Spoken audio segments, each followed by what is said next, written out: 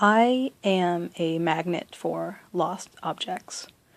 In the past year and a half alone, I have found about 4 ID cards, a pair of keys, and a textbook being left behind either on the bus or just in the lecture halls. So I decided to make a video about how to retrieve lost objects. And the simplest way to do this is you should leave a note at the beginning of your textbook or somewhere on your keychain so that people can reach you as quickly as possible.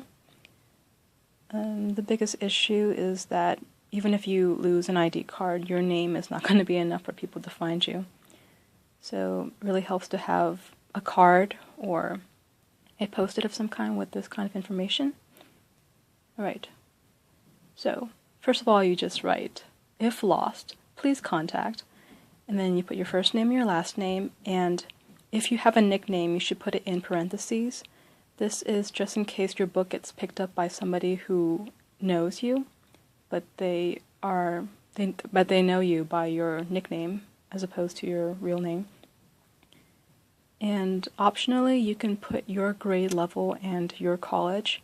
This is just in case you drop your textbook or your keys somewhere that is not on the campus. Say you're going home for the weekend and you happen to leave your textbook in the mall, though I don't know why you would be studying in the mall. Then this can also help you out with finding it again. The two most important pieces of information you could put on this identification card is your phone number. Definitely put your phone number. Don't forget the area code.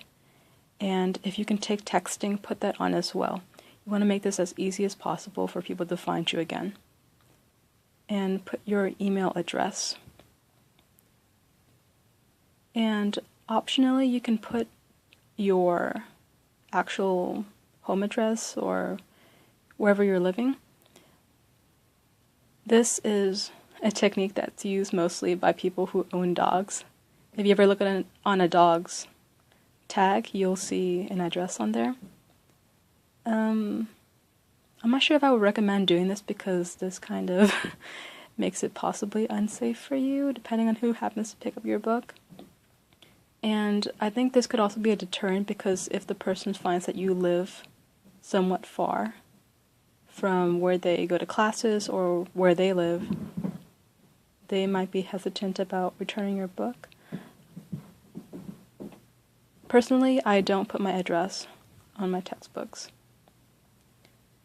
And something that's new is social media. So you could possibly also put that you're on Facebook. There's pros and cons to this, of course. It makes you more easily accessible, but it does lower your security. And don't forget to thank the person at the very end. So that's it. Oh, and one more thing. If you can, I would recommend that you would write this in pen as opposed to pencil, because pencil is erasable. And the reason why I say this is because if you write it in pen, it can't be erased. And should your book happen to be picked up by a thief, I surely hope that it is not, then you win in the end. Because the only way that the thief can get rid of this is if they tear out the page. And if they want to resell the book, then tearing out the page makes it look shadier and it makes it look less pretty. So if you can, write this down in pen and not pencil. Oh, and when you're selling a textbook, people never look at the front page. Come on, they're always looking at the pages where they actually have text and graphs and whatnot. So you shouldn't have any trouble reselling your textbook in that case. Right. Thanks for watching.